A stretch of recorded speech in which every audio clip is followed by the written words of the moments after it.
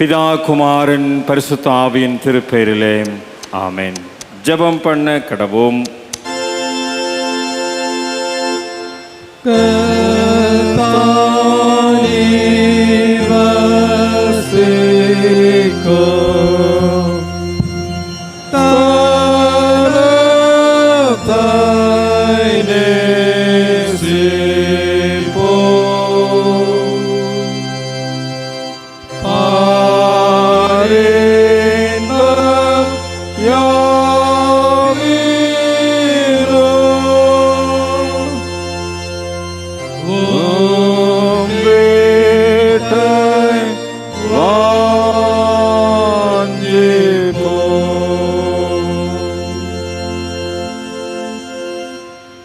சிலுவையின் மேன்மையை எங்களுடைய வாழ்வில் அனுதினமும் கற்றுக் கொடுக்கின்ற அன்பின் ஆண்டவரே, இந்த மேன்மையை உணர்கின்ற இந்த தவ காலங்களுக்காக நன்றி செலுத்துகின்றோம்.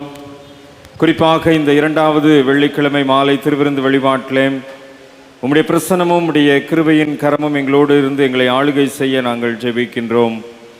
தொடக்க முதல் நிறைவு மட்டும் தூய ஆவியின் அருள் பிரசன்னம் எங்களோடு இருந்து எங்களை பலப்படுத்தவும், ஆண்டவரே உம்முடைய சன்னிதானத்திலே நாங்கள் தியானிக்கின்ற தியானம் இனிதாய் அமையவும், திருவிருந்தின் மூலமாக உம்முடைய உடன்படிக்கை புதிய உடன்படிக்கையின் ஆசீர்வாதத்தை புதுப்பித்துக் கொள்ளவும் ஆண்டவர் எங்களுக்கு அருளையும் ஆற்றலையும் தாரும். இந்த மாலை நேரத்தில் நீர் எங்கள் மத்தியிலே பிரசன்னராக இருந்து எங்களோடு தங்கியிருந்து அப்பத்தை பிற்கையில் நீர் எங்களுக்கு உம்மை வெளிப்படுத்தி உம்முடைய ஆசீர்வாதத்தை தந்தருள வேண்டும் என்று சிலுவை நாதர் இயேசு கிறிஸ்துவின் மூலம் ஜெபிக்கின்றோம். ஜெபம் கேளும் நல்ல பிதாவே, ஆமென். ஆண்டவருடைய திருப்பெயருக்கு மாட்சிமை உண்டாக. இந்த 2வது வெள்ளிக்கிழமை திருவிருந்து வழிபாட்டிற்கு தொடக்கமாக நாம் அனைவரும் எழுந்து நின்று கிறிஸ்து சபை பாமாலைகளில் 108வது பாமாலையை பாடுவோம். பாமாலை 108, பாவநாசர் பட்ட காயம் நோக்கி தியானம் செய்வது, ஜீவன் சுகம் நற்சகாயகம் ஆறுதலும் உள்ளது. 108வது பாமாலை. எழுந்து நின்று இணைந்து பாடுவோம்.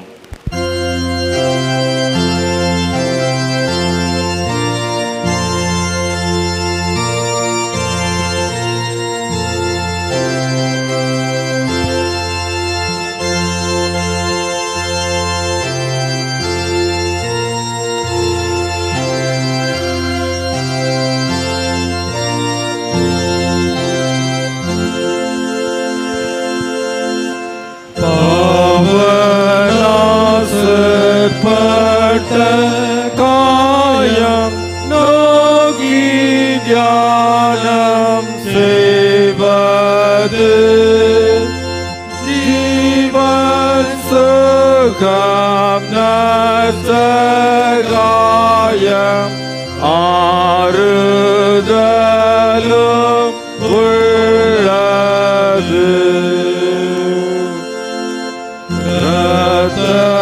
வெள்ளம் பாய்ந்ததாலே வெள்ளமாயிற்று,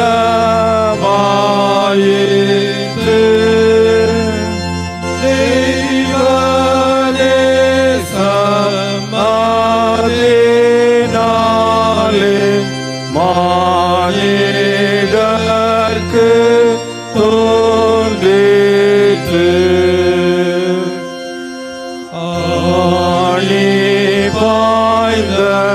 மீட்பர் பாதம் பஞ்சமென்று பற்றினே,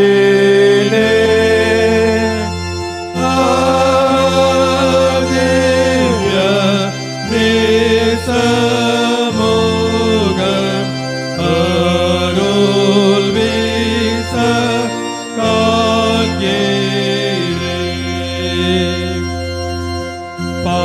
பாசத்தால் என் நெஞ்சம் பொங்கி துக்கத்தால் கலங்குவேன். அவர் சாவால் துக்கம் மாறி சாகா ஜீவன் ஆடாய்வேன். சிலுவையில்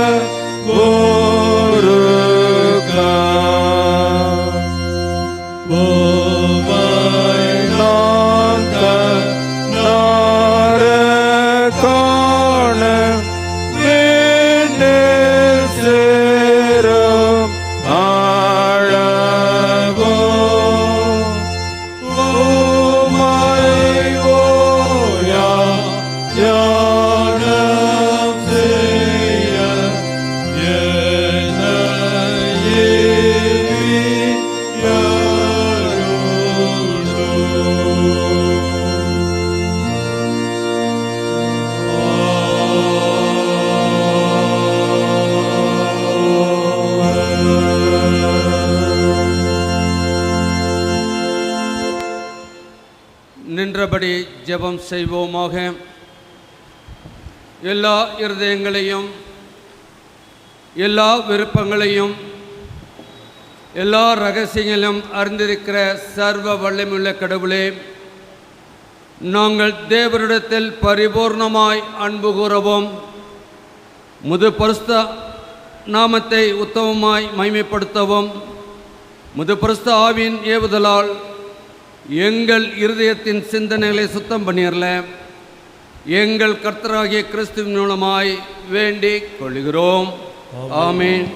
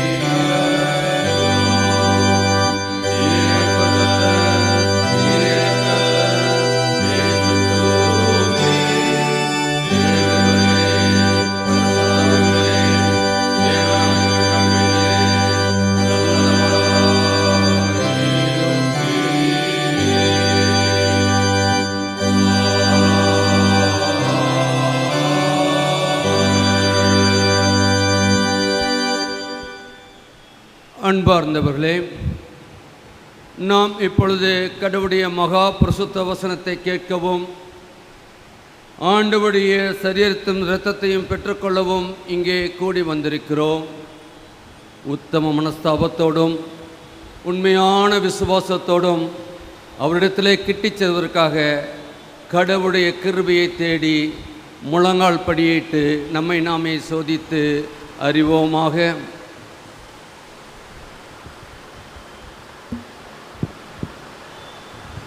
உங்கள் பாவங்கள் நிமித்தம் முழு இருதயத்தோடு உண்மையாய் மனஸ்தாப்பட்டு பிறரிடத்திலே அன்பும் சிநேகமாயிருந்து இனி கடவுளுடைய கற்பனைகளை கைக்கொண்டு புதிதாக்கப்பட்டவர்களாய் அவருடைய பரிசுத்த மார்க்கத்தில் நடப்போம் என்று தீர்மானித்திருக்கிற நாம் நமது ஆண்டவர் இயேசு கிறிஸ்து மூலமாய் சர்வ வல்லமையுள்ள கடவுளோடு ஒப்புரவாகும்படி அன்றைக்கு தாவீதுடைய பாவத்தை நார்த்தான் தீர்க்கதரிசி உரைத்த பொழுது தான் பாவம் செய்தேன் என்று மனம் வருந்தி தேவ சமூகத்திலே அறிக்கை செய்த 51ஆம் சங்கீதத்தை இந்த நாளிலும் நம்முடைய ஒவ்வொரு செயல்பாட்டையும் அறிந்திருக்கிற கர்த்தர், நம்முடைய ஒவ்வொரு பேச்சையும் அறிந்திருக்கிற கர்த்தர், நம்முடைய ஒவ்வொரு நடக்கையும் அறிந்திருக்கிற கர்த்தர் அன்றைக்கு தாவீதுக்கு நாத்தான் தீர்க்கதரிசி உரைத்த பொழுது மனம் கசந்து போல இப்பொழுதும் தேவ சமூகத்திலே முழங்கால்படி இருக்கிற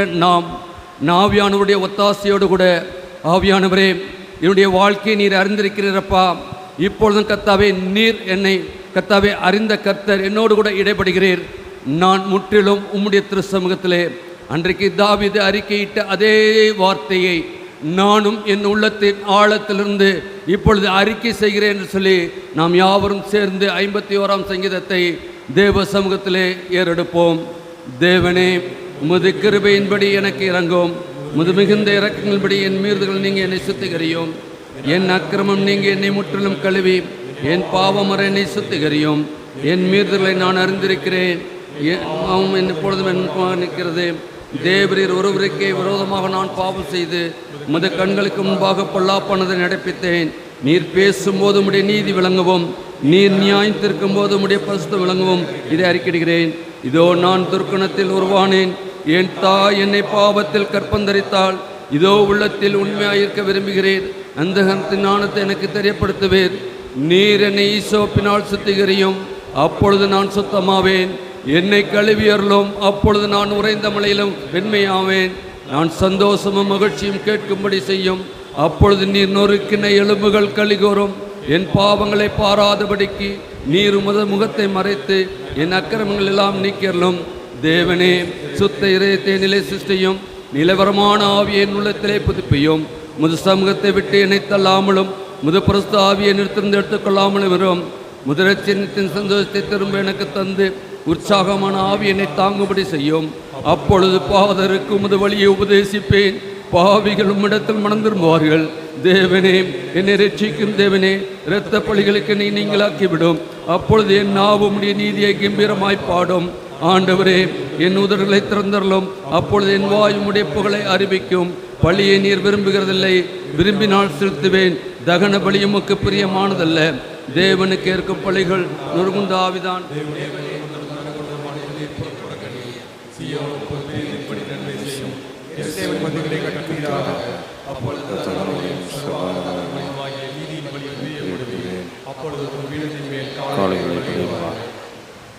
இயேசு கிறிஸ்துவின் மூலமாய் தமிழத்தில் உண்மையாய் மறந்திருக்கிற அனைவருக்கும் அருளப்படுகிற அருள் நிறைந்த மொழிகளை கேளுங்கள். ஒருவன் பாவம் செய்வானால் நீதிபரனாயிருக்கிற இயேசு கிறிஸ்து நமக்காக பிதாவினிடத்தில் பரிந்து பேசுகிறவராயிருக்கிறார். நம்முடைய பாவங்கள் நிவர்த்தி செய்கிற கிருபாதர பலி அவரே. நம்முடைய பரமபிதாவாகிய சர்வ வல்லமையுள்ள கடவுள் உத்தம மனஸ்தாபத்தோடும் உண்மையான விசுவாசத்தோடும் தம்மிடத்திற்கு மனம் திரும்பி தங்கள் சகோதர சகோதரிகள் குற்றங்களை மன்னிக்கிற யாவருக்கும் பாவ மன்னிப்பை அருளிச்செய்வோம் என்று மிகுந்த இரக்கமாய் வாக்குத்தத்தம் செய்திருக்கிறார். அவர் நம்முடைய ஆண்டவர் இயேசு கிறிஸ்துவ நிமித்தம் உங்களுக்கு இறங்கி உங்கள் பாவங்கள் எல்லாவற்றையும் மன்னித்து அவைகளின்று உங்களை விடுதலையாக்கி சகல நன்மையிலும் உங்களை உறுதிப்படுத்தி நிலைநிறுத்தி உங்களை நித்திய ஜீவக்கரையில் சேர்ப்பாராக.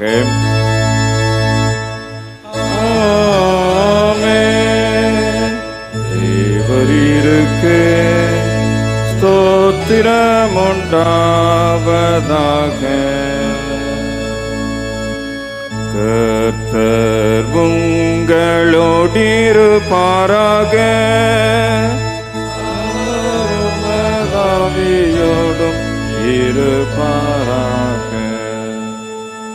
ஜெபம் செய்வோம். கிருபை நிறைந்த நல்ல தகப்பனே, தவ காலத்திலே இரண்டாவது வெள்ளிக்கிழமை மாலையில் உம்முடைய சன்னிதானத்திலே நாங்கள் கூடி வந்திருக்கிறோம்.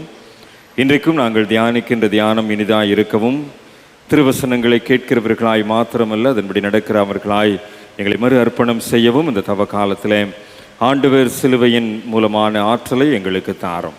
எங்களோடு இடைப்படுகின்ற ஆண்டவர் தொடர்ந்து உம்முடைய வார்த்தையின் மூலமாக எங்களை பலப்படுத்தும். இயேசு ஆண்டவரின் வழியாய் மிகுந்த மனத்தாழ்மையோடு வேண்டிக் கொள்கிறோம் அன்பின் பரலோக பிதாவே, ஆமென். உட்காருங்கள். திருமறை பாடம் படிக்க கேட்போம். வாசிக்கும்படியாக தெரிந்து கொள்ளப்பட்ட வேத பகுதி அது 1 ராஜாக்களின் புஸ்தகம் 19ஆம் அதிகாரம் திருவசனங்கள் 4 தொடங்கி 8 முடிய. 1 ராஜாக்கள் 19ஆம் அதிகாரம் 4 முதல் 8 வசனங்கள்.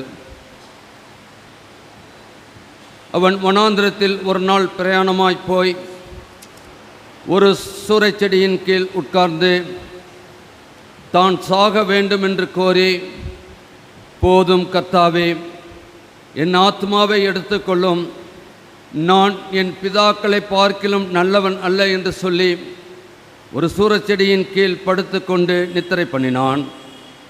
அப்பொழுது ஒரு தூதன் அவனை தட்டி எழுப்பி, எழுந்திருந்து போஜனம் பண்ணு என்றான்.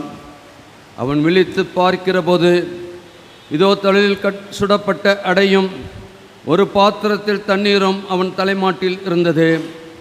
அப்பொழுது அவன் புசித்து குடித்து திரும்ப படுத்து கொண்டான். கர்த்தரிடத்துடன் திரும்ப 2ஆம் தரம் வந்து அவனை தட்டி எழுப்பி, எழுந்திரு, போஜனம் பண்ணு, நீ பண்ண வேண்டிய பிரயாணம் வெகு தூரம் என்றான். அப்பொழுது அவன் எழுந்திருந்து புசித்து குடித்து அந்த போஜனத்தின் பலத்தினால் 40 நாள் இரவு பகல் ஓரே பெண்ணும் தேவனுடைய பர்வதம் மட்டும் நடந்து போனான் என்பதுவே வாசிக்கும்படியாக தெரிந்து கொள்ளப்பட்ட வேத பகுதி வாசித்து முடிந்தது. தேவனுக்கே மகிமை உண்டாவதாக.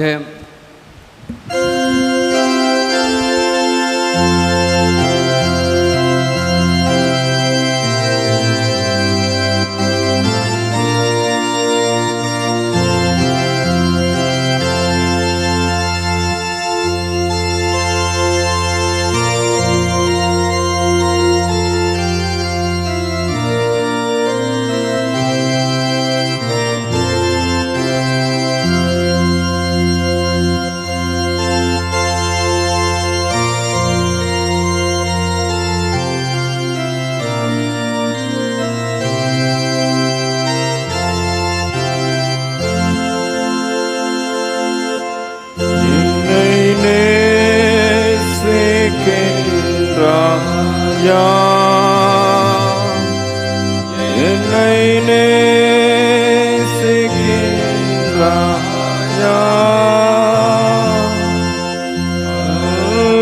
கல்வாரி காட்சியை கண்ட பின்னும் நேசியாமல்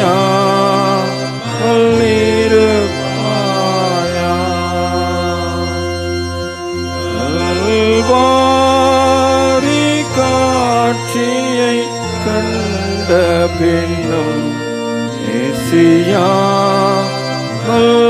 இருப்பாயா? உம்மை நேசிக்கின்றேன் நான், உம்மை நேசிக்கின்றேன் நான். சிலுவை காட்சியை கண்ட பின்னும் நேசியாமல் இருப்பேனோ? சிலுவை காட்சியை கண்ட பின்னும் நேசியாமல் இருப்பேனோ?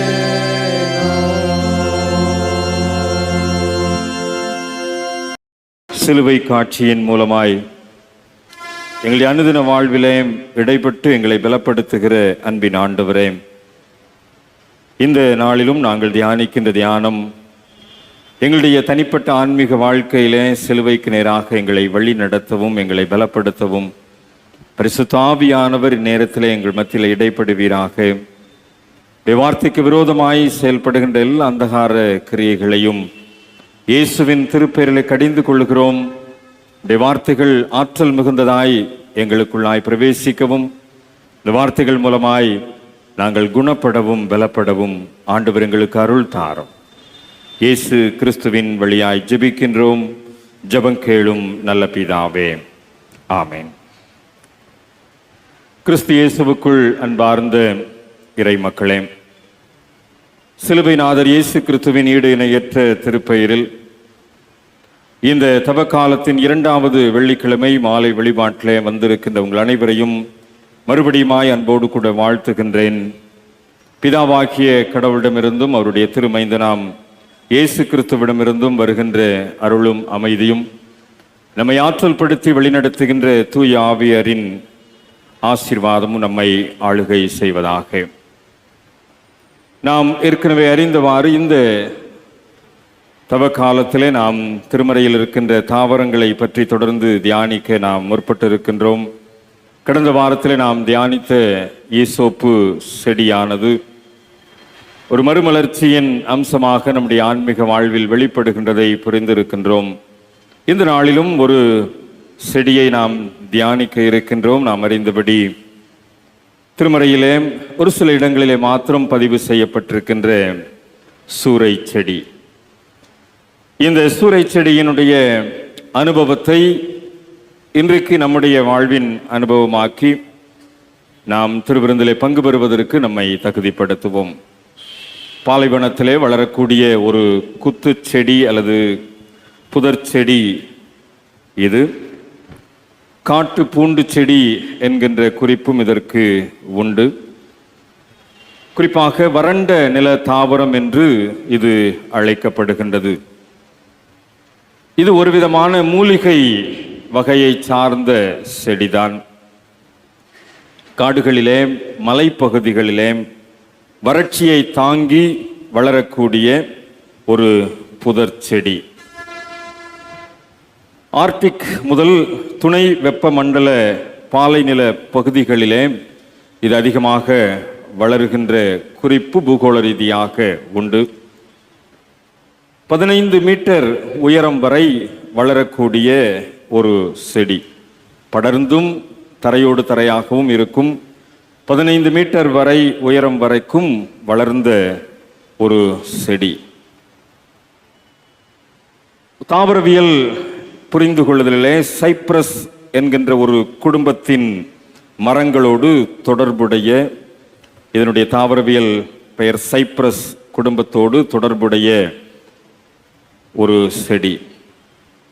உயரமாக வளருகின்ற, அதாவது 15 மீட்டர் வரைக்கும் வளருகின்ற அந்த செடிகள் நிழல் தரக்கூடியதாக இருக்கின்றது. ஆங்கிலத்திலே ஜுனிப்பர் என்கின்ற பெயரும், எபிரேய மொழியிலே ரீதம் என்கின்ற பெயரும் இதற்கு உண்டு. தமிழ் கலாச்சாரத்திலே, சங்க இலக்கியங்களிலே இது குறிப்பிடப்பட்டிருக்கின்றது என்கின்ற வரலாற்று பின்னணியும் உண்டு. கலிங்கத்து பரணியிலே இதை பற்றியதான குறிப்புகள் பல உண்டு. தமிழகத்திலேயும் இந்த சூரை செடியினுடைய வளர்ச்சி இருக்கிறது என்பது இந்த சங்க இலக்கியங்கள், கலிங்கரத்து பரணி போன்ற குறிப்புகளின் மூலமாக அறிந்து கொள்ள முடிகின்றது. தெற்கு பாலஸ்தீனத்திலே வறண்ட பாலை நிலத்திலே வளருகின்றது. குறிப்பாக சீனாய் மலை பகுதிகளிலே இதனுடைய வளர்ச்சியை காண முடிகின்றது. தொடர்ந்து 5 ஆண்டுகள் மழை இல்லை என்றாலும் அந்த கடுமையான வெயிலை தாங்கி வளரக்கூடிய ஆற்றல் பெற்றது இந்த வறண்ட பாலை நிலத்திலே வளரக்கூடிய இந்த சூரை செடி. சிறிய சிறிய முட்கள் இதற்கு உண்டு. அந்த முட்கள் அதில் வளருகின்ற பழங்களை பாதுகாக்கக்கூடியது. பழத்தை எளிதாக பிளக் பண்ணிட முடியாது, ஏன்னா முட்கள் அதில் இருக்கும். இதனுடைய முட்கள் அந்த வளர்ச்சி பருவத்திலே வேரிலிருந்து அதனுடைய முட்பகுதியானது அதிகமாக இருக்கக்கூடியது. 20ஆம் சங்கீதம் 4ஆம் வசனத்திலே இதை பற்றியதான குறிப்பை, அது 120ஆம் சங்கீதம் 4ஆம் வசனத்திலே இதை பற்றியதான குறிப்பை பார்க்கலாம். அதே போல யோபுவின் புஸ்தகம் 30ஆம் அதிகாரம் 4ஆம் வசனத்திலேயும் இதை பற்றியதான குறிப்பை பார்க்கலாம். இந்த குறிப்புகளின் அடிப்படையில் இதனுடைய வேர்கள், இதனுடைய முட்பகுதிகள் நெருப்பு மூட்டும் கரியை தரக்கூடியது, அதாவது கரி தரக்கூடிய நெருப்பு மூட்டுகின்ற பகுதிகளாக இது உண்டு என்று சொல்லப்படுகின்றது. ஏற்கனவே இதை ஒரு மூலிகை செடி என்று நாம் சொன்னோம். அந்த அடிப்படையிலே மருத்துவ குணாதிசயம் இதற்கு உண்டு. நுரையீரலே காணப்படுகின்ற சளியை நீக்கக்கூடிய ஒரு தன்மை வாய்ந்தது. கடுமையான வயிற்று வலியை போக்கக்கூடியது. ஆகவே குடல் புண்களுக்கு இது ஒரு நல்ல மருந்து. மலச்சிக்கலை நீக்கக்கூடியது. கால்சியம், இந்த செடியிலே கால்சியம் பகுதி அதிகமாக இருப்பதனாலே பற்களுக்கும் எலும்புகளுக்கும் மருந்தாக இந்த கால்சியத்தின் மூலமாக பற்கள் எலும்புகளுக்குரிய மருந்து பொருட்கள் இதிலே தயாரிக்கப்படுகின்ற ஒரு மூலிகை செடியாக இந்த சூரை செடியானது பயன்படுகின்றது. அதிக வெப்பத்தை தாங்கக்கூடிய, அதே நேரத்தில் வெப்பத்தின் மூலமாய் கரிப்பொருளை தரக்கூடிய ஒரு செடியாக இது சொல்லப்படுகின்றது. முதலேயே ஒரு சில வசனங்களை சொன்னதைப் போல திருமறையிலே சூரை செடியை குறித்து பார்க்கின்ற போது 120 சங்கீதம் 4 வசனமும் யோபு 30 அதிகாரம் 4 வசனமும் சூரை செடிகளை எரிக்கும் தழல் என்கின்ற வார்த்தை பயன்படுத்தப்பட்டிருக்கும். கரி நெருப்பிற்காக பயன்படுத்தப்படக்கூடியதாக இது சொல்லப்படுகின்றது. அதே போல யோபு 30 அதிகாரத்திலே காட்டு பூண்டுகள் ஒரு உணவு வகைக்காக, எனது மூலிகை என்பதனாலே அநேக வைத்தியத்திற்கு பயன்படுவது ஒரு உணவுப் பொருளாக இது பயன்படுத்தப்படுகின்றது என்பதும் குறிப்புகள் உண்டு. இன்னொரு இடத்துல இதை பற்றியதான குறிப்பு உண்டு. எரேமியா 48 அதிகாரம் 6 வசனத்தில் இதை பற்றியதான ஒரு குறிப்பு உண்டு. ஆனால் அந்த இடத்திலே கரளையாய் போன செடிகள் என்கின்ற ஒரு வார்த்தை பயன்படுத்தப்பட்டிருக்கிறது. எரேமியா 48:6 கரளையாய் போன செடிகள், அது ஒருவேளை இந்த சுரை செடியாக இருக்கலாம். ஆனால் ஒரு சில மொழிபெயர்ப்புகளிலே இதனுடைய வித்தியாசம் உண்டு. பொது மொழிபெயர்ப்பில் நீங்கள் பார்ப்பீர்கள், காட்டுக்கழுதை என்ற வார்த்தை அதற்கு பயன்படுத்தப்பட்டிருக்கும். நீங்கள் நேரடியாக ஆங்கில வேதாகமத்திற்குள்ளாய் பார்க்கின்ற போது ஒரு சில மொழிபெயர்ப்புகளிலே புஷ் என்கின்ற வார்த்தையும் ஒரு சில மொழிபெயர்ப்பிலே ஆஷ் என்கின்ற வார்த்தையும் பயன்படுத்தப்பட்டிருக்கிறது. ஒருவேளை இது கரளையாய் போன செடிகள் என்பது காட்டுக்கழுதையை குறிப்பிடுகின்ற வகையிலே இது ஒருவேளை பயன்படுத்தப்பட்டிருக்கலாம் என்கின்ற குறிப்புகளும் எரேமியா 48:6 மூலமாக உண்டு. இதனுடைய அழுத்தமான சிந்தனைகள் 2 திருமறை பகுதிகளிலே நமக்கு அடையாளப்படுத்தப்படுகின்றது. 2 திருமறை பகுதிகள் தான் இந்த சூரை செடியை பற்றியதான அழுத்தங்களை நாம் திருமறை பின்பலத்தோடு கூட நாம் புரிந்து கொள்ள முடிகின்றது. முதலாவது பகுதி ஆதியாகமம் 21 அதிகாரத்திலே சொல்லப்பட்டிருக்கிறது. 21 அதிகாரம் 15 வசனத்தை பார்ப்பீர் என்று சொன்னால், துருத்தியிலிருந்த தண்ணீர் செலவழிந்த பின்பு அவள் பிள்ளையை ஒரு செடியின் கீழே விட்டு என்கின்ற வார்த்தை சொல்லப்பட்டிருக்கிறது. இந்த சம்பவம் நமக்கு நன்கு தெரியும். ஈசாக்கு பிறந்த பிற்பாடு சாராள் ஆகாரின் மீது கோபம் எழுந்தவளாய் ஈசாக்கிற்கும் இஸ்மவேலுக்கும் இடைப்பட்ட அந்த பனிப்போரிலே ஆபிரகாமிடத்திலே முறையிடுவதன் அடிப்படையில் ஆபிரகாம் ஆகாரை வெளியேற்றுகின்றார். ஒரு துரத்தப்பட்ட சூழ்நிலையிலே அங்கே தன்னுடைய பயணத்தை தொடருகின்றாள். இந்த பயணம் பெயர்சபாவின் வனாந்திரத்திலே அமைந்திருக்கிறது என்கின்ற குறிப்பை நாம் பார்க்க முடியும். எபிரோனுக்கு 28 மைல் தொலைவு தென்மேற்கிலே நோகேப் பாலைவனத்தின் மைய பகுதி தான் இந்த பெயர்சபா பகுதி. பூகோள ரீதியாக இந்த பெயர்சபாவின் பகுதியிலே சூரை செடிகள் அதிகமாக ஆங்காங்கே வளர்ந்திருக்கும் என்கின்ற குறிப்பை நாம் பார்க்க முடிகின்றது.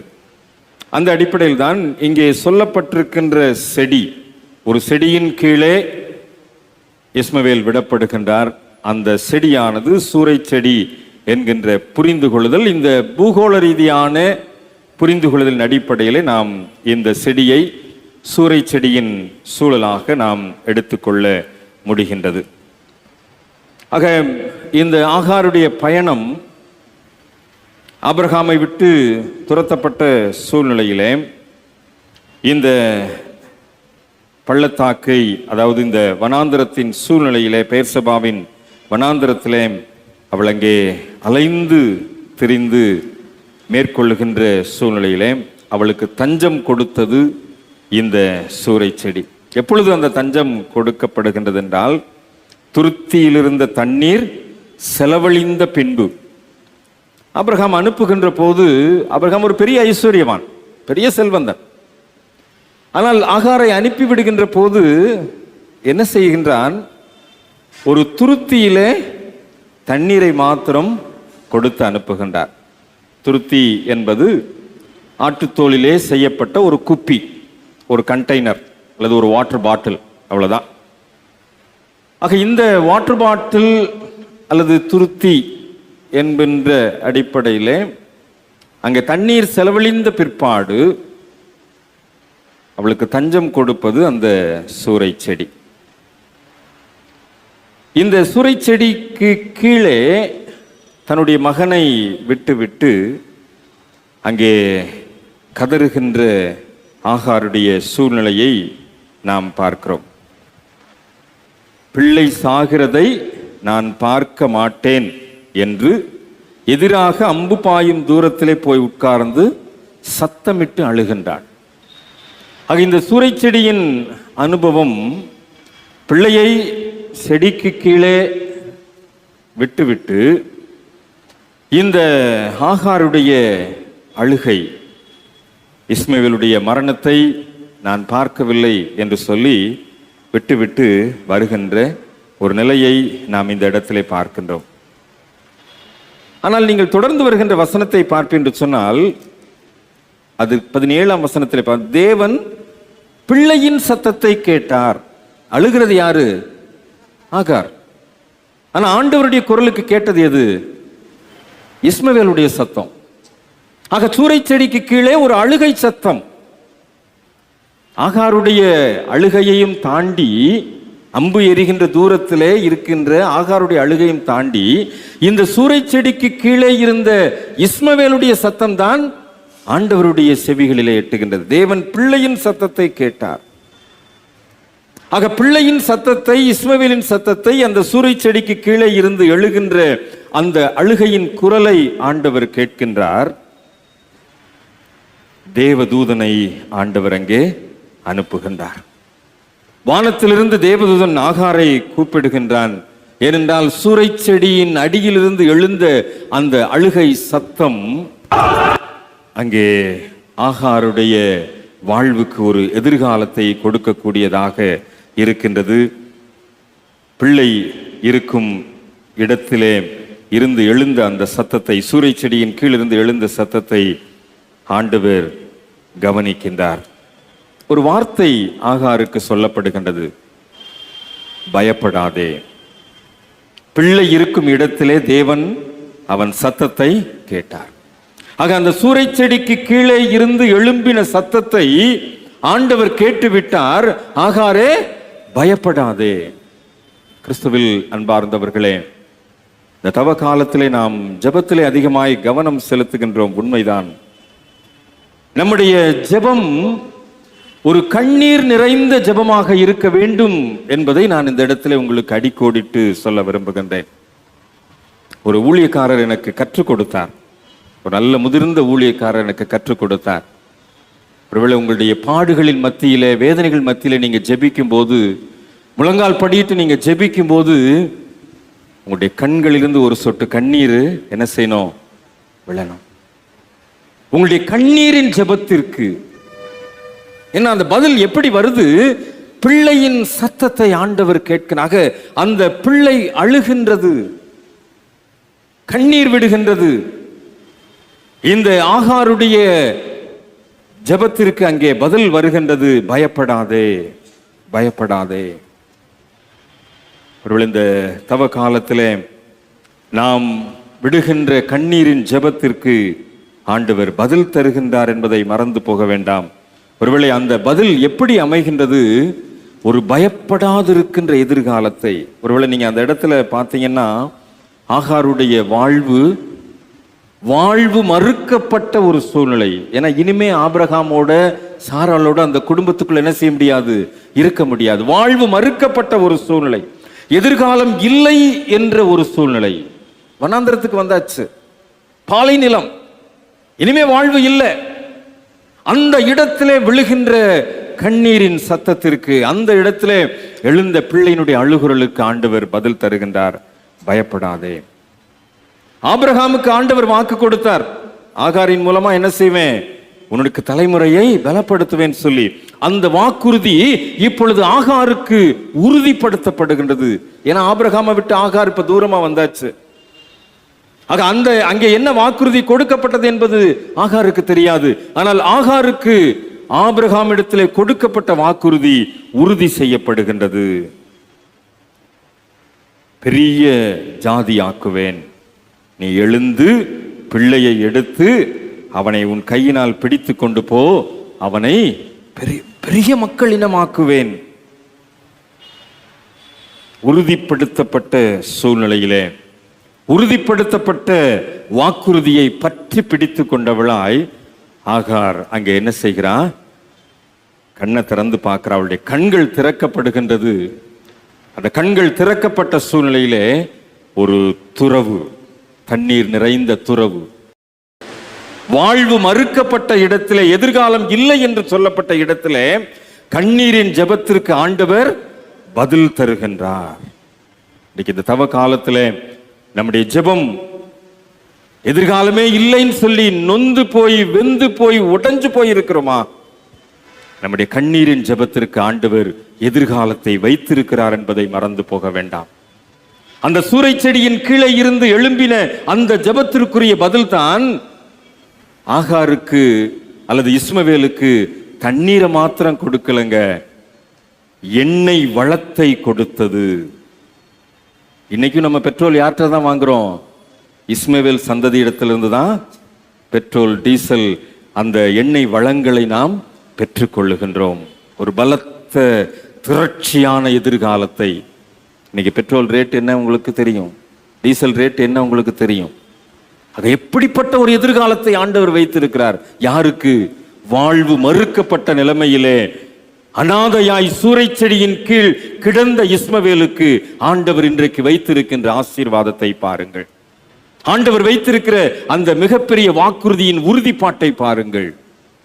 இந்த தவ காலத்திலே உங்களுடைய கண்ணீர் நிறைந்த ஜெபத்திற்கு ஆண்டவர் ஒரு மிகப்பெரிய எதிர்காலத்தை வைத்திருக்கிறார் என்பதை மறந்து போக வேண்டாம். மிகப்பெரிய ஆசீர்வாதத்தை வைத்திருக்கிறார். இன்றைக்கு தெரியாது, எதிர்கால தலைமுறை அந்த எதிர்காலத்தை பெற்றுக்கொள்ளக்கூடிய வகையிலே வாக்குறுதியை ஆண்டவர் வைத்திருக்கின்றார். இந்த தவ காலத்திலே எதிர்காலத்தை தரக்கூடிய ஒரு வாழ்வை இந்த சூரை செடியின் அனுபவத்தின் மூலமாய் அருமையான இஸ்மவேலுடைய எதிர்காலத்திற்கு, எதிர்கால தலைமுறையினருக்கு ஆண்டவர் கொடுத்ததை, ஆண்டவர் நிறைவேற்றினதை நாம் புரிந்து கொள்ளுகிறோம். இது ஒரு விதமான சூழ்நிலை, இந்த சூரை செடியின் அனுபவம்.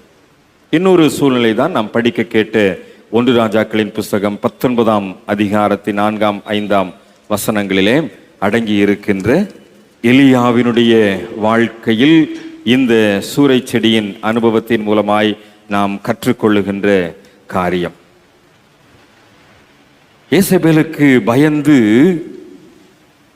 ஓடின ஒரு தீர்க்கதரிசி தான் இந்த எலியா. வனாந்தரத்திலே ஒரு நாள் பயணம். ஒரு நாள் எவ்வளவு நடந்து போக முடியுமோ நடந்து போயிட்டார். போய் ரெஸ்ட் எடுத்த இடம் தான் இது, ஒரு சூரை செடியின் கீழ். அந்த பகுதியை மிகவும் தெளிவாக நாம் பெறணும். 19ஆம் அதிகாரம் 1 ராஜாக்கள் 19:4 பார்க்கிறோம். அவன் வனாந்தரத்திலே ஒரு நாள் பிரயாணம் போய் ஒரு சூரை செடியின் கீழ் உட்கார்ந்து கொண்டான். ஒருவேளை அந்த நேரத்தில் எலியாவுடைய மனநிலைமையை நீங்க கொஞ்சம் பாருங்க. ஒரு சோர்வடைந்தவனாய் தஞ்சம் புகுந்த இடம்தான் சூரை செடி. ஒரு மரண பயம். ஏன்னா ஏசபேல் என்ன சொல்லியாச்சு, கொன்றுவேன்னு சொல்லிட்டான். ஒரு தனிமை, மன சோர்வு. அப்படிப்பட்ட நிலைமையிலே அவன் அமர்ந்த இடம்தான் இந்த சூரை செடியின் அனுபவம். ஆக மனம் சோர்ந்து போன எலியா, தனிமையில இருக்கின்ற எலியா, மரண பயத்தோடு இருக்கின்ற எலியா அந்த சூரை செடியின் கீழ் இருக்கின்றான். இப்போ ஒரு கேள்வி எழுப்பி பார்க்கலாம். யார் இந்த எலியா அப்படிங்கிற கேள்வியை நாம் எழுப்பி பார்ப்போம் என்று சொன்னால் அதற்கு முந்தின அதிகாரம் நமக்கு அதற்கு பதில் தருகின்றது. 1 ராஜாக்கள் 18ஆம் அதிகாரத்தில் இருக்கின்ற ஒரு சம்பவத்தை இந்த காட்சியின் மூலமாய் நீங்கள் பார்க்கலாம். 1 ராஜாக்கள் 18ஆம் அதிகாரத்தில் யார் இந்த எலியா?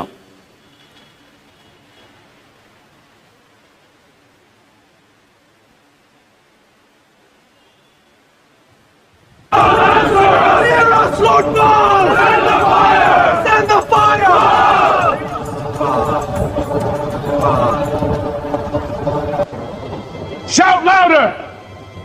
Perhaps he is asleep or busy or traveling. Maybe he must be awakened. Answer us, Baal! Answer us, Baal! Hear us! Send the fire!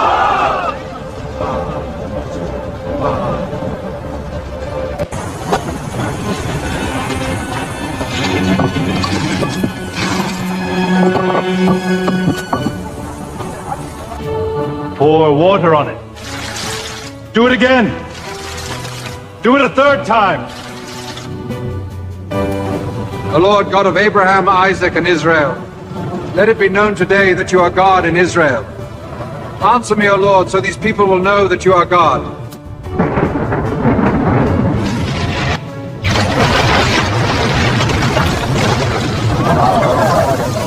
The Lord alone is God.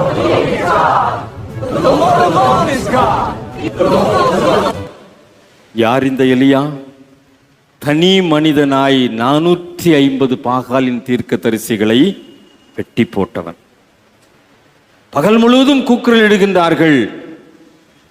ஆனால் இரவிலே அந்தி பலி செலுத்துகின்ற நேரத்திலே ஆபிரகாமின் தேவனை, ஈசாக்கின் தேவனை, இஸ்ராயலின் தேவனை என்று சொல்லி அழைத்து தண்ணீர் நிறைந்த அந்த பலிபீடத்தை வானத்திலிருந்து இறங்கின அக்கினியின் மூலமாய் பட்சித்து போட கருவியாய் பயன்படுத்தப்பட்டவன் இந்த எலியா. இந்த ஆற்றல் நிறைந்த பணியை செய்து முடித்த எலியா இப்பொழுது சூறை செடியின் கீழாக உட்கார்ந்திருக்கிறான். பயந்து போய் உட்கார்ந்திருக்கிறான். ஒரு தனிமையிலே மரண பயத்தோடு கூட அமர்ந்து இருக்கின்றான். எதிர்காலத்தை குறித்ததான ஒரு கேள்வியோடு கூட அமைந்திருக்கின்றான்.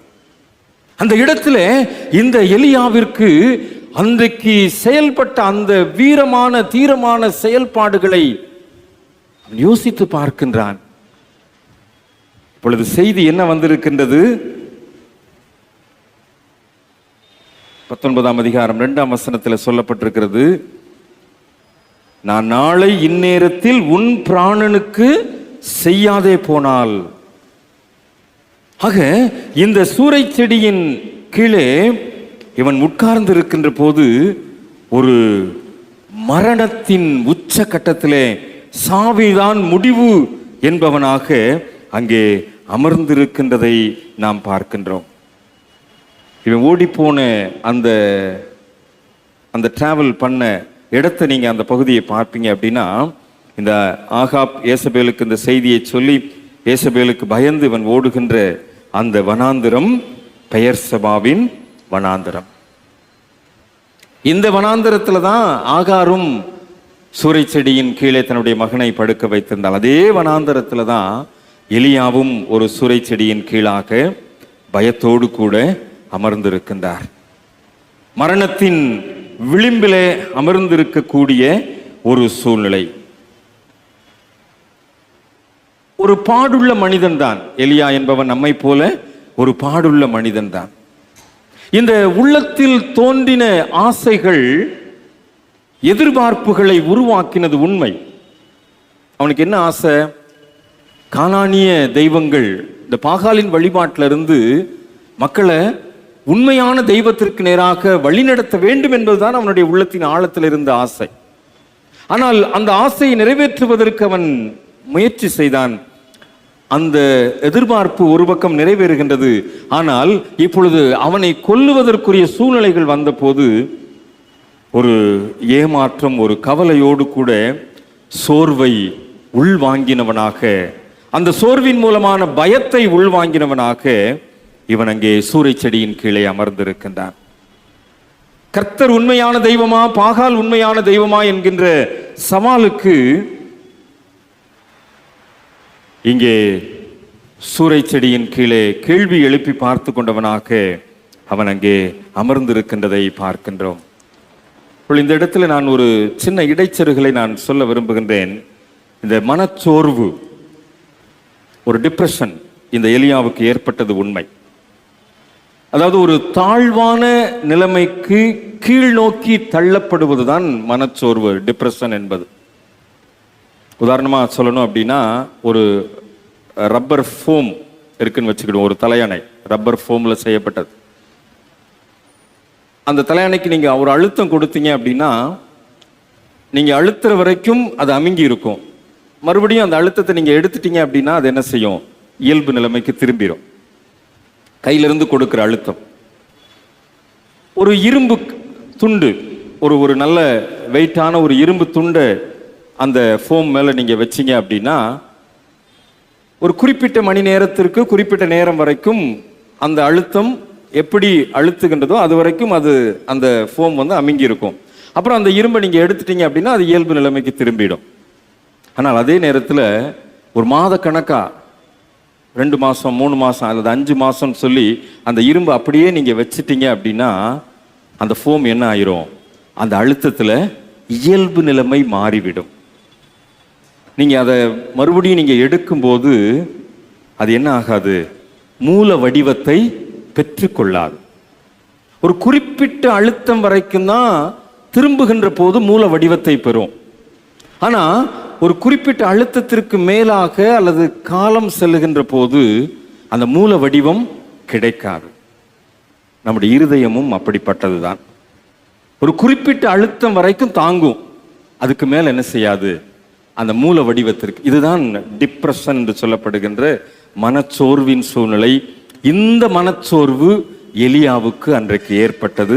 அப்பட்டமான உண்மை. ஒரு துணி விழந்த நிலைமையிலிருந்து நம்பிக்கையற்று மனமுறிவு ஏற்படுகின்ற ஒரு உணர்வு தான் இந்த மனச்சோர்வு. இந்த டிப்ரெஷன் ஏற்படுகின்றது 4 விதமான மனச்சோர்வை குறித்து உளவியல் ரீதியாகவும் மருத்துவ ரீதியாகவும் குறிப்பிடுகின்றார்கள். இயல்பான மனச்சோர்வு, மறைவான மனச்சோர்வு, நரம்பு கோளாறுகளின் மூலமாய் ஏற்படுகின்ற மனச்சோர்வு, மனநோய் சார்ந்த மனச்சோர்வு.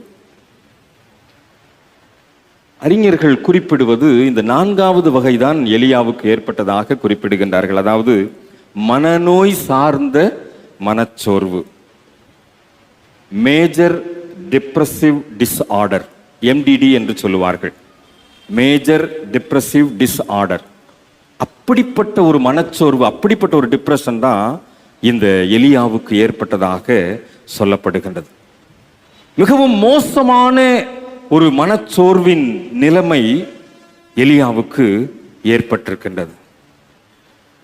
அந்த நிலைமையில தான் இந்த மனச்சோர்வு கூட தான் எங்க உட்கார்ந்துருக்கிறான், சூறை செடியின் கீழே உட்கார்ந்துருக்கிறான். மரண பயம்.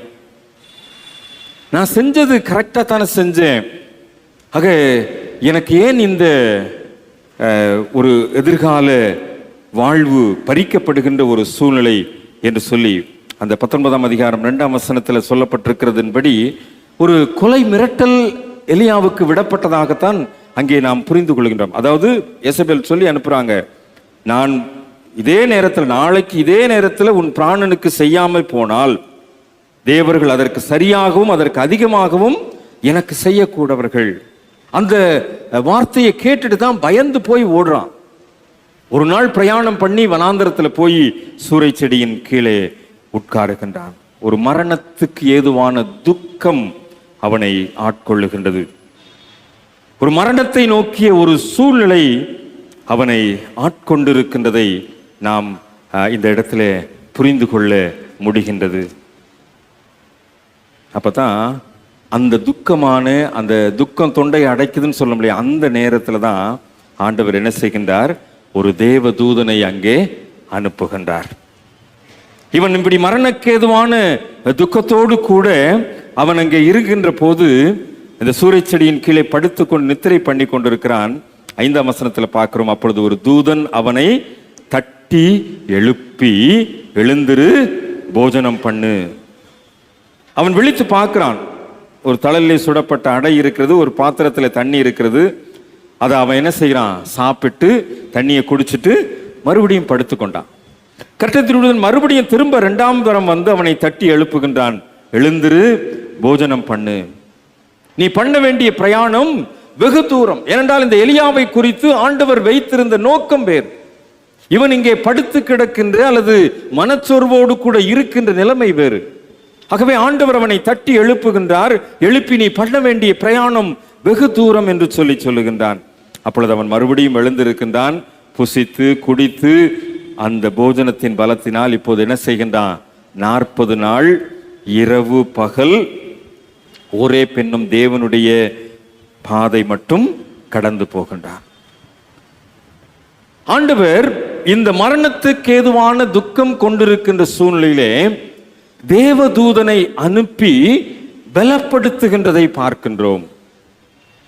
இந்த தேவதூதன் மூலமாக எலியாவுக்கு ஒரு எதிர்காலம் உண்டு என்பதை ஆண்டவர் உறுதிப்படுத்துகின்றதை பார்க்கின்றோம். நீ போக வேண்டிய தூரம் வெகு தூரம், எழுந்திரு, போஜனம் பண்ணு என்று சொல்லி அவனுக்கு ஒரு எதிர்கால ஆசீர்வாதத்தை கட்டளையிடுகின்றதை பார்க்கின்றோம். ஆக தேவதூதன் வந்து அவனை தேற்றுகின்றான், அவனை ஆற்றுகின்றான், அவனை பலப்படுத்துகின்றதை நாம் பார்க்கின்றோம். அன்பானவர்களே, இந்த மனச்சோர்வு எலியாவுக்கு ஏற்பட்டது மாத்திரமல்ல, இன்னைக்கு பல நேரத்திலே இந்த டிப்ரெஷன் நம்முடைய வாழ்க்கையிலே ஒரு அங்கமாக இருக்கின்றதை நாம் மறக்க முடியாது. நாம் வேலை செய்கின்ற ஸ்தலங்களிலே, நாம் வாழ்கின்ற குடும்ப சூழ்நிலையிலே, ஏதோ ஒரு விதத்திலே இந்த மனச்சோர்வு நம்மை ஆளுகை செய்கின்றது என்பதை நாம் அனுதின நம்முடைய வாழ்விலே நாம் அறிந்திருக்கின்றோம். இந்த தவ காலத்திலே இப்படி மனச்சோர்வு சார்ந்த விஷயத்திலே ஆண்டவருடைய சமூகத்திலே நம்மை நாம் அர்ப்பணிக்கின்ற போது ஆண்டவர் தம்முடைய தூதனை அனுப்ப முடியும் என்பதை மறந்து போக வேண்டாம். ஆகார் அந்த மனச்சோர்வோடு கூடத்தான் அந்த சூரை செடியின் கீழே படுத்திருந்த மகனுக்காக வேண்டுதல் செய்தார். அவருடைய கண்கள் திறக்கப்பட்டது, ஒரு எதிர்காலம் கிடைத்தது. மனச்சோர்வோடு கூட இந்த சூரை செடியின் கீழே எலியா படுத்துக் கொண்டிருக்கின்றான். தூதனை அனுப்பி அவனுக்கு வேண்டிய ஆகாரத்தை, குடிப்பதற்கு வேண்டிய தண்ணீரை ஆண்டவர் கொடுக்கின்றார், அவனை பலப்படுத்துகின்றார். இந்த மனச்சோர்வு மாற வேண்டும் என்று சொல்லி அவனுக்குரிய எதிர்காலத்தை ஆண்டவர் திட்டமிடுகின்றதை நாம் பார்க்கின்றோம். கிறிஸ்துவில் அன்பானவர்கள், இந்த தவ காலத்திலே ஆண்டவருடைய சன்னிதானத்திலே நாம் விழுந்து மன்றாடி ஏறெடுக்கின்ற ஜெபங்கள் நம்முடைய மனச்சோர்வுக்கு ஒரு விடுதலையை, ஒரு எதிர்காலத்தை, ஒரு நல்ல ஆசீர்வாதமான சூழ்நிலையை ஆண்டவருடைய சமூகத்தில் இருந்து பெற்றுத்தரும் என்பதிலே சந்தேகமில்லை. இந்த சூரை செடியின் அனுபவம் நம்மை சிலுவைக்கு நேராக வழி நடத்துகின்றதை பார்க்கின்றோம். அதுக்கப்புறம் இந்த எலியாவுடைய பிரயாணம் எங்களது இருக்குது. நீண்ட பயணம் போகிறார், ஆண்டவர் அவரை அனுப்புகின்றார். ஏனென்றால் இந்த எலியா செல்ல வேண்டிய தூரம் வெகு தூரம், அனுப்புகின்றார். எங்க நோக்கி போறார் தெரியுமா? அதுக்கப்புறம் அந்த சூரை செடியின் கீழ் பெற்றுக்கொண்ட அந்த அனுபவம், அவர் அங்கே ஒரே வனாந்தரத்தில் அந்த மலையை நோக்கியதான பயணம் எங்கே ஏற்படுகிறது என்று, எங்கே பயணிக்கிறார் என்று சொன்னால், அங்கே கடவுள் மோசேயின் மூலமாக கட்டளையை கொடுத்த அந்த மலைக்கு நேராக அந்த பயணமானது அமைகின்றது. மோசமான மனச்சோர்வு இப்ப தூதன் வந்து பலப்படுத்தினதுக்கு பிற்பாடு அவன் தன்னுடைய பயணத்தை அமைத்துக் கொள்ளுகின்றான். ஏனென்றால் அந்த பலத்திலே நீங்கள் அந்த பகுதியை பார்க்கின்ற போது நாம் புரிந்து கொள்ள முடியும். போஜனத்தின் பலத்தினால் 40 நாள் இரவு பகல் ஒரே பெண்ணும் தேவனுடைய பாதை மட்டும் நடந்து போனான். 102ஆம் சங்கீதத்தில் நீங்கள் பார்க்க முடியும். இந்த பகுதியை நீங்கள் தொடர்ந்து படித்து பார்க்கின்ற போது அநேக காரியங்களை புரிந்து கொள்ள முடியும். அதாவது கட்டளைகளை பெற்றுக்கொண்ட ஒரு இடம். 68ஆம் சங்கீதம் 8ஆம் வசனத்திலே, ஆபகுக் 3ஆம் அதிகாரம் 3ஆம் வசனத்திலே, நியாயாதிபதிகள் 5ஆம் அதிகாரம் 4ஆம் வசனத்திலே மோசே கட்டளைகளை பெற்றுக் கொடுத்த இடம், கடவுள் தங்குகின்ற இடம், கடவுளை வழிபடுகின்ற இடம் என்கின்ற புரிந்து கொள்ளுதலோடு கூட அங்கே தன்னுடைய நம்பிக்கையை புதுப்பித்துக் கொள்ளும்படியாய் அந்த ஆற்றலோடு கூட எலியா பயணிக்கின்றதை நாம் பார்க்க முடிகின்றது. ஒருவேளை இந்த 40 நாள் அவர் ஃபாஸ்டிங் இருந்தார்னு நம்ம சொல்ல முடியாது, நிறைய சாப்பிட்டாருன்னு நம்ம சொல்ல முடியாது. ஆனால் இந்த 40 நாட்கள் பயணம் பண்ணுவதற்கு தேவையான பலனை தேவதூதன் மூலமாக எலியா பெற்றுக்கொள்ளுகின்றார். அந்த பெற்றுக்கொண்ட அந்த பலத்தின் அடிப்படையில் தான் இந்த ஓரேப்பை நோக்கியதான பயணத்தை அவன் அமைத்துக் கொள்ளுகின்றான். அதற்கு பிற்பாடு வருகின்ற பகுதியை நீங்கள் பார்ப்பீர் என்று சொன்னால், அங்கே அந்த ஒரு குகையிலே போய் தங்குகின்ற சூழ்நிலையும், அதற்கு பிற்பாடு எலிசாவை அங்கே ஆண்டவர் உருவாக்குகின்ற வரலாற்றையும் இந்த தொடர் பகுதிகளிலே நாம் புரிந்து கொள்ள முடியும். ஆக இந்த சூரை செடியின் கீழே பெற்றுக்கொண்ட இந்த எலியாவின் அனுபவம் அவனுக்கு ஒரு புதிய உத்வேகத்தை கொடுக்கிறது. அந்த கட்டளை பெற்றுக்கொண்ட இடத்தை நோக்கிய ஒரு பயணத்தை அமைக்கின்றது. ஒரு பலத்தோடு கூட என்றால் இந்த சூறைச்செடியின் அனுபவம் தான் ஒரு தேவதூதன் வந்து அவனை பலப்படுத்தக்கூடிய ஒரு சூழ்நிலையை அங்கே ஏற்படுத்துகின்றதை நாம் பார்க்கின்றோம். ஆக இந்த எலியாவை தூதன் பலப்படுத்துகின்ற அந்த சூழ்நிலையை நீங்கள் சிலுவை காட்சிக்கு நேராக கொண்டு வருவீர்கள் என்று சொன்னால், இயேசு கிறிஸ்து சிலுவைக்கு போவதற்கு முன்பதாக கெத்செமனே தோட்டத்திலே, கெத்செமனேயின் சூழ்நிலையிலே அவர் அங்கே முழங்கால் படியிட்டு கதறுகின்றதை நாம் பார்க்க முடிகின்றது. அந்த கதறுகின்ற இடத்திலே இயேசு அங்கே சொல்லுகிற லூக்கா 22 அதிகாரம் 43 வசனத்தை மரணத்திற்கு ஏதுவான துக்கத்தோடு கூட தான் இயேசுவானவர் கெத்செமனே தோட்டத்தில் இருக்கிறத பார்க்க முடியும். ஆக அந்த சூழ்நிலையிலையும் ஆண்டவர் ஒரு தூதனை இயேசுவிற்கு அனுப்புகின்றதை பார்க்க முடியும். வானத்திலிருந்து ஒரு தூதன் வந்து இயேசுவை பலப்படுத்துகின்றார். எலியாவை, சூறைச்செடியின் கீழ் படுத்திருந்த எலியாவை, மனச்சோர்வுடைய எலியாவை தூதனை அனுப்பி ஆண்டவர் பலப்படுத்தினார். அதே போல கெத்செமனே தோட்டத்திலே தன்னுடைய வாழ்வின் நிறைவிலே சிலுவையை நோக்கி பயணிக்கின்ற சூழ்நிலை மரணத்திற்கு எதுவான துக்கம் கொண்டிருந்த இயேசுவையும் வானத்திலிருந்து ஒரு தூதனை அனுப்பி ஆண்டவர் பலப்படுத்துகின்றதை பார்க்கின்றோம்.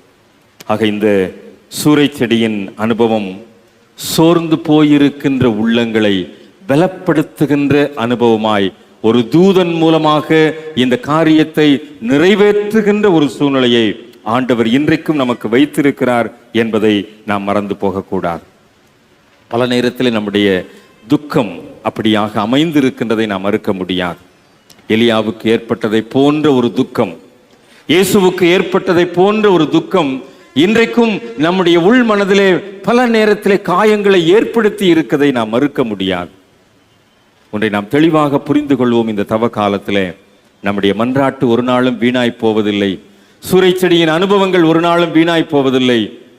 எலியாவிற்கு தூதனை அனுப்பி பலப்படுத்தின ஆண்டவர் இந்த தவ காலங்களிலே நமக்கும் தன்னுடைய தூதனை அனுப்பி நம்மை பலப்படுத்த வல்லமையுள்ளவராக இருக்கிறார் என்பதை மறந்து போக வேண்டாம். அநேக நேரத்திலே சோர்ந்து போகிறோம், அநேக நேரத்திலே மனம் உடைந்து போகின்றோம், மனம் வெதும்பி போகின்றோம்.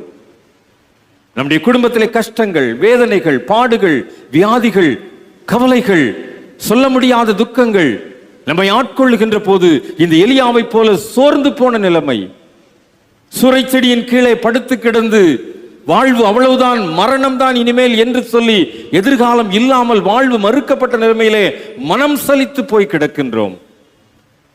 சூறைச்செடியின் கீழ் எலியாவை பலப்படுத்தின ஆண்டவர் இன்றைக்கும் ஜீவனுள்ளவராய் இருக்கிறார் என்பதை மறந்து போக வேண்டாம். தவ காலத்திலே ஆண்டவர் இந்த சூறைச்செடியின் அனுபவம் மனம் நொந்து போன வேதனையோடு கூட வாழ்ந்து கொண்டிருக்கிற நம்மை, எதிர்காலத்தை இழந்து போய் தவித்துக் கொண்டிருக்கின்ற நம்மை சிலுவையை நோக்கி பார்க்கின்ற போது அந்த கெத்செமனே தோட்டத்திலே இயேசுவை பலப்படுத்துவதற்காக தூதனை அனுப்பின ஆண்டவர், எலியாவை பலப்படுத்துவதற்காக தூதனை அனுப்பின ஆண்டவர் நம்மையும் பலப்படுத்துவதற்காக தம்முடைய தூதனை அனுப்பி நம்மையும் பலப்படுத்துவார் என்பதிலே சந்தேகமில்லை. அந்த பலத்தை தான் இந்த நற்கருணையின் மூலமாய் பலிபீடத்திலே நாம் பெற்றுக் கொள்ளுகின்றோம். இந்த தவ காலத்திலே இந்த பலிபீடத்திலே நாம் முழங்கால் படியிடுகின்ற போது அந்த பலம்தான் நமக்கு கிடைக்கின்றது என்பதை நாம் மறந்து போக வேண்டாம். இந்த திருவிருந்தை நாம் ஏன் இந்த தவ காலங்களிலே அதிகப்படுத்தி இருக்கிறோம் என்று சொன்னால், இந்த தூதன் மூலமாக நாம் பெற்றுக்கொள்ளுகின்ற பலன் இந்த பலிபீடத்திலே நமக்கு கிடைக்கின்றது. இந்த பலிபீடத்திலே ஆண்டவருடைய சரீரத்தின் மூலமாய், இரத்தத்தின் மூலமாய் நமக்கு கிடைக்கின்றது. அந்த பலனை பெற்றுக்கொண்டவர்களாய் சோர்ந்து போன, உடைந்து போன நிலைமையிலே, நொந்து போன, வாழ்வு மறுக்கப்பட்ட நிலைமையில இருக்கின்ற நமக்கு ஒரு எதிர்காலம் உண்டு என்பதை இஸ்மவேலின் சந்ததியின் மூலமாய் புரிய வைத்த ஆண்டவர், எலியாவின் மூலமாய் அநேக ஆற்றல் நிறைந்த காரியங்களை நிறைவேற்றின ஆண்டவர் நமக்கும் அதை செய்கின்றார் என்பதை மறந்து போக வேண்டாம். இந்த அனுபவத்தோடு கூட தான் இயேசுவை எலியா எங்க சந்திச்சார் தெரியுமா? மறுரூப மலையிலே. மத்தேயு 17 அதிகாரத்தில் மறுரூப மலையின் அனுபவம் சொல்லப்பட்டிருக்கிறது. அந்த மறுரூப மலையிலே பேதுரு, யோவான், யாக்கோபு மாத்திரம் ஆண்டவர் கூட்டிட்டு போயிருப்பாரு. அந்த மறுரூப மலையில அந்த காட்சியை பார்க்கும்போது புரிந்து கொள்ளலாம். அந்த மறுரூப மலையில மோசேயும் எலியாவும் அவரோடு கூட பேசுகிறவர்களாக அங்கே காட்டப்படுகின்றார்கள். ஆக இயேசு சிலுவைக்கு செல்வதற்கு முன்பதாக இந்த மறுரூப மலையின் அனுபவத்தின் மூலமாய் இந்த பாடுகளுக்குரிய பலனை பெற்றுக் கொள்ளுகின்றார். அப்போ எலியா இந்த அனுபவத்தை எல்லாம், அந்த சூறைச்செடியின் அனுபவத்தை எல்லாம் மறுரூப மலையில கண்டிப்பா இயேசுவிடத்துல சொல்லி இருப்பார். ஆக இந்த மரணத்துக்கு ஏதுவான துக்கத்தோடு கூட இயேசு முழங்கால் படியிட்ட போது அன்றைக்கு எலியாவை பலப்படுத்துவதற்காக அனுப்பப்பட்ட தூதனை போல இங்கே கெத்செமனே தோட்டத்திலேயும் ஒரு தூதன் வந்து பலப்படுத்தின போது இயேசு அங்கே உண்மையிலேயே அந்த ஆற்றலை பெற்றுக் கொண்டிருப்பார். ஆக இந்த மறுரூப மலையின் அனுபவம் இயேசுவுக்கும் அங்கே ஒரு பலத்தை கற்றுக் கொடுக்கின்றது. நம்மை போல பாடுள்ள மனுஷன் எலியா. ஆக அந்த பாடுகளை குறித்து இயேசுவின் வரப்போகின்ற சிலுவை பாடுகளுக்கு தைரியப்படுத்தி பலப்படுத்தி வழிநடத்தின அந்த சூழ்நிலை இன்றைக்கும் நம்முடைய பாடுகளுக்கு முன்னோடியாக இயேசுவை, எலியாவை நாம் எடுத்துக்கொள்வோம் என்று சொன்னால், நம்முடைய பாடுகளிலே, நம்முடைய துன்பங்களிலே, நம்முடைய சோர்வுகளிலே நம்மை பலப்படுத்துவதற்கு அனுப்பப்படுகின்ற தேவதூதனாக இந்த நற்கருணையின் ஆசீர்வாதத்தை பலிபீடத்திலே நாம் பெற்றுக்கொள்ளுகின்ற போது, எலியாவிற்கு கட்டளையிட்டு தூர காட்சியோடு அனுப்பின ஆண்டவர், இயேசுவின் மூலமாய் சிலுவையிலே வெற்றி சிறந்த ஆண்டவர், இன்றைக்கும் நம்முடைய பாடுகளுக்கு முற்றுப்புள்ளியை வைத்து நம்முடைய பாடுகளின் சூழ்நிலையிலே நம்மை ஒரு புதிய வாழ்க்கைக்குள்ளாய், ஒரு நல்ல மறுரூபமான எதிர்காலத்திற்குள்ளாய் நம்மை வழிநடத்த வல்லமை உள்ளவராய் இருக்கிறார் என்கின்ற உளப்பாங்கோடு கூட ஆண்டவருடைய சமூகத்திலே, பலிபீடத்திலே, திருவிருந்திலே பங்கு பெறுவதற்கு நம்மை அர்ப்பணிப்போம். ஆண்டவர் தாமே நம்மை ஆற்றல் படுத்தி வழிநடத்தி பலப்படுத்துவாராக. ஆமென். தலைகளை தாழ்த்தி ஆண்டவரை நோக்கி பார்ப்போம். எலியா என்பவன் நம்மை போல பாடுள்ள மனிதன் தான். ஆனால் பாடுகளின் பாதையிலே கடந்து சென்ற எலியாவை, பாடுகளின் பாதையிலே கடந்து சென்ற எலியாவை பலப்படுத்தின ஆண்டவர் இன்றைக்கும் நம்மை பலப்படுத்துவதற்கு வல்லமையுள்ளவராய் இருக்கிறார் என்கின்ற மனதோடு கூட அவரை நோக்கி பார்ப்போம். துன்பங்கள் தொல்லைகள் உன்னை சூழ்ந்து கொண்டாலும், துன்பங்கள் தொல்லைகள் உன்னை சூழ்ந்து கொண்டாலும், அன்பர் உன்னை தேற்றும் நேரம் ஆனந்தமல்லோ, அன்பர் உன்னை தேற்றும் நேரம் ஆனந்தமல்லோ, சோர்ந்து போகாதே மனமே, சோர்ந்து போகாதே,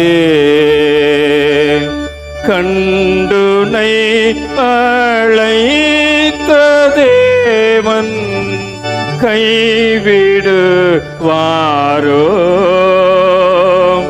கண்டுனை அழைத்த தேவன் கைவிடுவாரோ, சோர்ந்து போகாதே மனமே, சோர்ந்து போகாதே.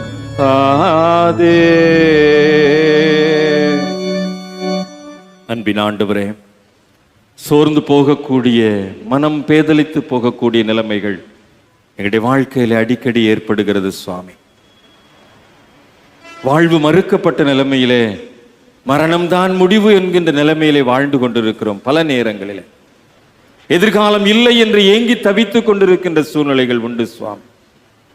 கல்வாரி சிலுவையிலே உம்முடைய இரத்தத்தை எங்களுக்காக கொடுத்த ஆண்டவர் தம்முடைய தூதன் மூலமாய் எங்களை தேற்றுகின்றவர் என்பதை இன்றைக்கு நீர் எங்களுக்கு உறுதிப்படுத்தி இருக்கிறீர். நன்றி செலுத்துகிறோம் சுவாமி. சூறை செடியின் கீழ் அழுத இஸ்மவேலின் சத்தத்திற்கு செவி கொடுத்த ஆண்டவர், சூறை செடியின் கீழ் மனச்சோர்வோடு கூட இருந்த எலியாவை பலப்படுத்தின ஆண்டவர் இன்றைக்கும் எங்களை பலப்படுத்துவீர் என்கின்ற நம்பிக்கையோடு பலிபீடத்திலே உம்முடைய சரீரத்தையும் இரத்தத்தையும் பெற்றுக்கொள்வதற்கு எங்களை ஆயத்தப்படுத்துகிறோம். இன்றைக்கு நாங்கள் அந்த சரீரத்தையும் இரத்தத்தையும் பெற்றுக்கொள்ளுகின்ற போது ஆண்டவரே, எங்களுடைய சோர்ந்து போன மனம், எங்களுடைய உடைந்து போன உள்ளம், வாழ்வு மறுக்கப்பட்ட சூழ்நிலையிலே ஒரு மாற்றத்தை காண, இஸ்மவேலுக்கு கொடுத்த அந்த நல்ல எதிர்காலத்தை நாங்களும் பெற்றுக்கொள்ள, எலியாவை நோக்கி நீ பண்ண வேண்டிய பிரயாணம் வெகு தூரம் என்று சொல்லி அவனுடைய பிரயாணத்தை வலுப்படுத்தின ஆண்டவர் எங்களுடைய பிரயாணத்தையும் வலுப்படுத்த வேண்டும் என்று சொல்லி உடைய சமூகத்தில் அர்ப்பணித்து செபிக்கின்றோம். சூறை செடியின் அனுபவம் எங்களுடைய வாழ்க்கையில ஒரு புதுமையை தரட்டும். அது சிலுவையை நோக்கிய வெற்றியின் பயணமாக அமையட்டும். இயேசு ஆண்டவரின் வழியாய் அர்ப்பணிப்போடு செபிக்கிறோம் நல்ல பிதாவே, ஆமென். கர்த்தருடைய வார்த்தை கேட்ட நாம் யாவரும் நம்முடைய விசுவாசத்தை நிச்சய விசுவாச பிரமாணத்தின் மூலம் அறிக்கை செய்வோம். வானத்தையும் பூமியையும் காணப்படுகிறதும் காணப்படாததுமான எல்லாவற்றையும் படைத்தவராயிருக்கிற சர்வ வல்லமையுள்ள பிதாவாகிய ஒரே தேவனை விசுவாசிக்கிறேன். ஒரே கர்த்தருமாய் தேவனுடைய ஒரே பேரான குமாரனுமாய் இருக்கிற இயேசு கிறிஸ்துவை விசுவாசிக்கிறேன். அவர் சகல உண்டாக்கும் பிதாவினால் ஜனிப்பிக்கப்பட்டவர், தெய்வத்தில் தெய்வமானவர், ஜோதியில் ஜோதியானவர், மெய் தேவனில் மெய்தனமானவர், உண்டாக்கப்படாமல் ஜனிப்பிக்கப்பட்டவர், பிதாவோடு ஒரே தன்மையுடையவர், சகலத்தையும் உண்டாக்கினவர், மனிதராகிய நமக்காகவும் நமக்கு ரட்சிப்பு உண்டாகவும் பரமண்டத்தில் இறங்கி பரிசுத்த ஆவினாலே கன்னிமரியாத்தில் மனிதனானார். நமக்காக பந்துக்குலாத்தின் காலத்தில் சிலுவையில் இருந்து பாடுபட்டு அடக்கம் பண்ணப்பட்டார். வேத வாக்கியங்களின்படி 3ஆம் நாள் உயிர்த்தெழுந்தார். பரமண்டத்துக்கு ஏறி பிதாவின் மதுவாசல் வீட்டிருக்கிறார். உயிருள்ளவரையும் மருத்துவரின் நியாயத்திற்கு மகிமையுடைய திரும்ப வருவார். அவருடைய ராஜ்யத்திற்கு முடிவில்லை. கர்த்தருமாய் ஜீவனை கொடுக்கிறவருமாய்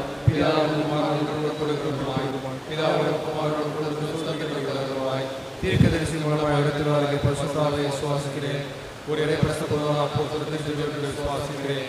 பாவம் மன்னிப்புக்கு நீக்கப்படவரை ஞானஸ்நானத்தை அறிக்கையிடுகிறேன். மருத்துவ உயிர்த்தெழுதலும் மருத்துவ ஜீவனும் உண்டாவதற்கு காத்திருக்கிறேன். ஆமென். இரவு 10 மணிக்கு இரவு விழிப்பு ஜெபம் ஆலயத்தில் நடைபெறும். வாய்ப்பு இருக்கின்றவர்கள் பங்கு பெறும்படி அன்போடு கூட நினைவுபடுத்துகிறேன். ஞாயிற்றுக்கிழமை மாதத்தின் முதல் நாள், ஆனால் ஞாயிற்றுக்கிழமையாக இருப்பதினாலே ஆராதனை நமக்கு காலை 8:30 மணிக்கு திருவிருந்து வழிபாடாக நடைபெறும். அந்த வழிபாட்டில் நாம் கல்வாரிநாதர் தோத்திர காணிக்கை செலுத்துவதற்கு ஆயத்தப்படும்படியும் உங்களை அன்போடு கூட கேட்டுக்கொள்கின்றேன். என்றபடியே நம்முடைய காணிக்கைகளை ஆண்டவரிடத்தில் அர்ப்பணிக்கும் வண்ணமாக 148வது கீர்த்தனை, குணப்படு பாவி தேவ கோபம் வரும் மேவி இப்போ குணப்படு பாவி என்ற கீர்த்தனையை நாம் நின்ற வண்ணமாக பாடி நம்முடைய காணிக்கைகளை ஆண்டவரிடத்தில் அர்ப்பணிப்போம்.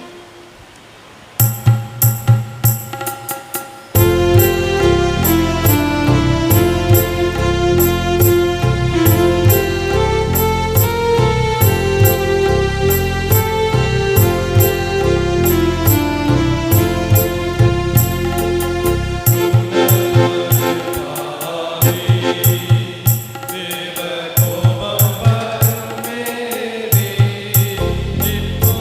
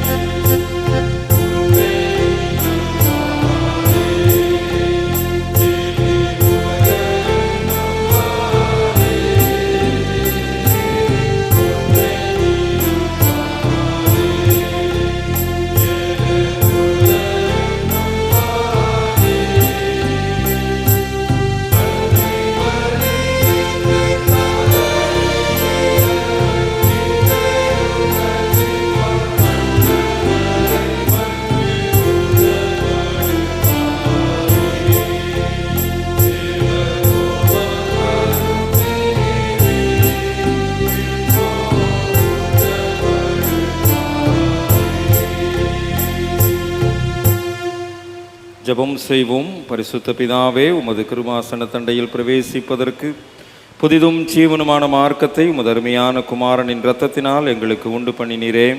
நாங்கள் அபாத்திரராயினும் அவர் மூலமாகவும் அண்டை வருகிறோம். எங்களையும் எங்கள் அர்ப்பணிப்புகளையும் உம்முடைய நாம மகிமைக்காக அங்கீகரித்து உபயோகிக்கும்படியாக தாழ்மையோடு வேண்டிக் கொள்கிறோம். வானத்திலும் பூமியிலும் உள்ளவைகளெல்லாம் உம்முடையவைகள். உமது கரத்திலே வாங்கி உமக்கு கொடுக்கிறோம்.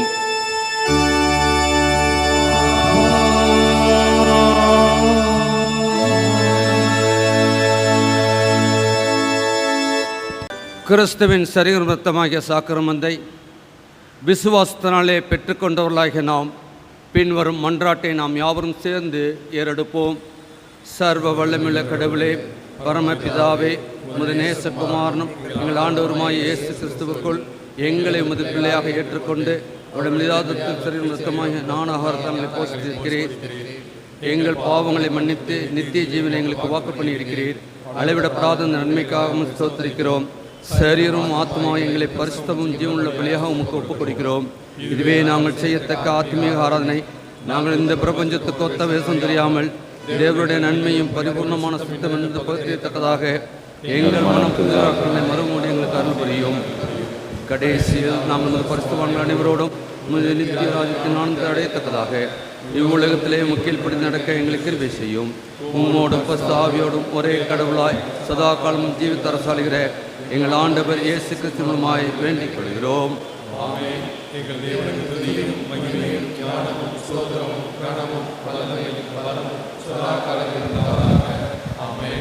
எல்லா புத்திக்கும் மேலான தேவ சமாதானம் உங்களோடு இருந்து தேவனையும் அவருடைய குமாரனாகிய நம்முடைய ஆண்டவர் இயேசு கிறிஸ்துவை பெற்ற அறிவில் என்று நிலைத்திருக்கும்படி உங்கள் இருதயத்தையும் சிந்தையும் காக்க கடவது பிதா, குமாரன், பரிசுத்த ஆவியுமாகிய திரியே கடவுளுடைய ஆசீர்வாதம் எப்பொழுதும் உங்களோடு இருந்து என்றென்றைக்கும் உங்களில் நிலைத்திருக்க கடவது.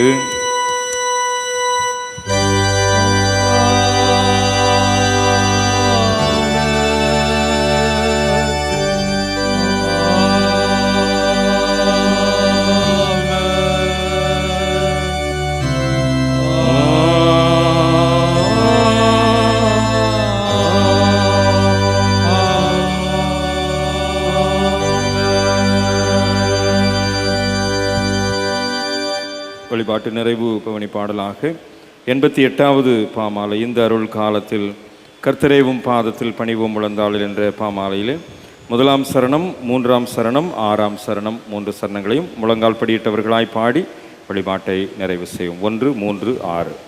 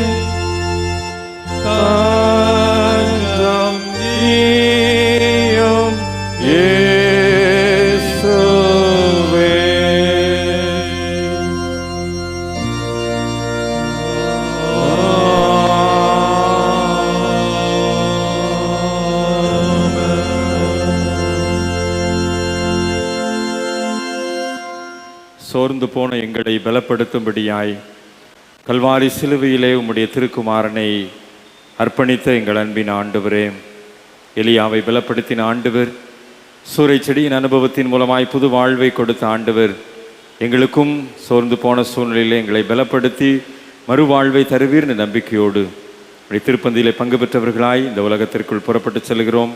ஆண்டவர் எங்களை தொடர்ந்து பலப்படுத்தி வழிநடத்தும். இயேசு கிறிஸ்துவின் நாமத்தில் ஜெபிக்கிறோம் நல்ல பிதாவே, ஆமென். என் ஆத்துமாவே கர்த்தரை ஸ்தோத்திரி, என் முழு உள்ளமேடி பரிசுத்த நாமத்தை ஸ்தோத்திரி. என் ஆத்துமாவே கர்த்தரை ஸ்தோத்திரி, அவர் செய்த சகல உபகாரங்களையும் மறவாதே. ஆமென். கர்த்தர் உங்களோடு இருப்பாராக. தேவ சமாதானத்தோடு சென்று வாருங்கள். கர்த்தருடைய நாமத்தினாலே ஆமென், ஆமென்.